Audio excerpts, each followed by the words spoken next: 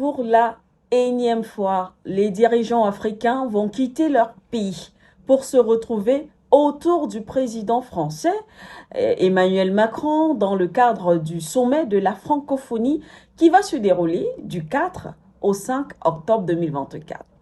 Eh bien, à cet effet, de nombreux dirigeants africains vont y prendre part, dont ceux du Bénin, du Tchad, de la République centrafricaine, du Rwanda ou encore de la République démocratique du Congo. Bref, on sait comment cela se passe. On se déporte les dirigeants africains, ils vont en France pour discuter. Bref, seulement les 3 pays de l'AES, dont le Mali, le Burkina Faso et le Niger, ne sont pas invités à prendre part à ces discussions. Une décision qui n'est pas du tout surprenante lorsqu'on sait que ces pays ont décidé de couper les liens qui les maintenaient captifs vis-à-vis de la France. Mais la petite parenthèse que nous allons faire rapidement est celle de mentionner effectivement que la Guinée de Mamadi Doumbouya a été conviée à ce sommet.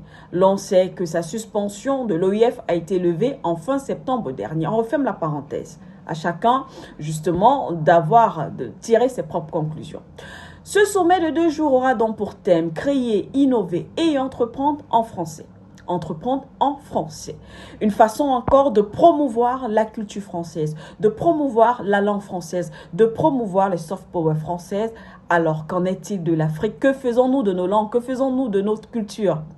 En tout cas, ce sera l'occasion aussi pour les dirigeants réunis d'échanger à huis clos autour des sujets brûlants, tels que la crise au Proche-Orient ou encore les conflits armés en Afrique, la situation sécuritaire. Mais pour parler de la situation sécuritaire en Afrique, il est difficile de parler de la situation sécuritaire en Afrique sans faire allusion, effectivement, à l'AES, à l'Alliance des États du Sahel. Pourquoi est-ce que la France n'accepterait donc pas un face-à-face avec les États de l'AES, puisqu'il s'agira également de débattre sur les questions de sécurité? Nous savons aussi que le Mali a porté plainte, on le rappelle, à Paris devant les Nations Unies et attend d'ailleurs un face-à-face avec ce pays européen. Les pays africains, est-ce qu'ils ne devraient pas faire preuve de solidarité, au moins pour cette fois, vis-à-vis des leurs, comme on le voit au sein de l'Union européenne? Alors pour vous, est-ce que les dirigeants africains devraient se rendre à ce sommet?